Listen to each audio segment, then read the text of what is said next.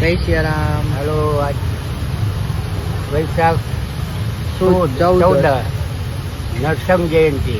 આજે અમારા નરસંગ દાદાના વાંકાને બાજુમાં ખીજડીયા ત્યાં આગળ બધા નિવેદ કરવા જાય, પણ આ તો પ્રાણ પ્રતિષ્ઠા ને એવું બધું હતું એટલે માણસો ઘણું હતું. બધાય ચનિયારા ફેમિલી ભેગા થયા.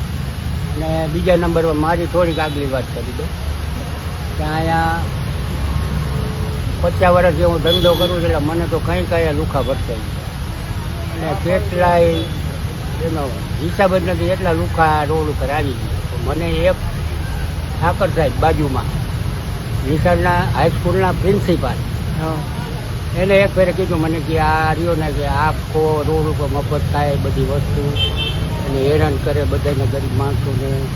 ભાઈ મારી પાસે તો આવ્યો નથી, પણ મારી પાસે આવે તો વળી જોઈ જાય. તો એનું કાંઈ કહી છે ને તો વળી એ મારી પાસે વર્તાઈ ગયો છે.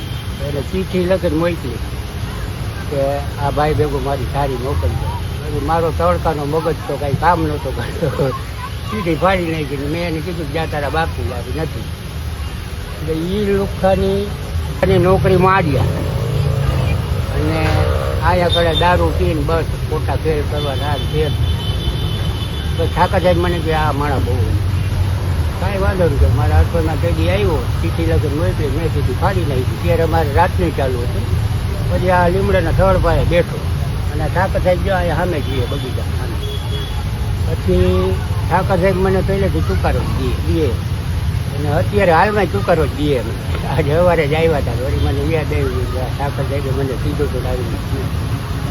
પછી એ માણસને ધમાયરો હરખો અને પછી નોકરી માર્યા બોલે ભાઈ આવ્યા મેળો માર્યા ફોન પોલીસ સ્ટેશન પકડી લીધો રાતે. અમે રાતે 10 વાગે મારી યારે બાજવા બેઠે એટલે બધું બાપાએ હરખું પ્રજ્ઞા જોયું. ઠાકર સાહેબ સવારે જ મારી પાસે આવ્યા ને મને મગજમાં આવ્યું કે ઠાકર સાહેબે મને કીધું તું આ લુકા લુકો આખા રોડમાંથી બંધ જ થઈ ગયું. હાલો જય જય સિયારામ.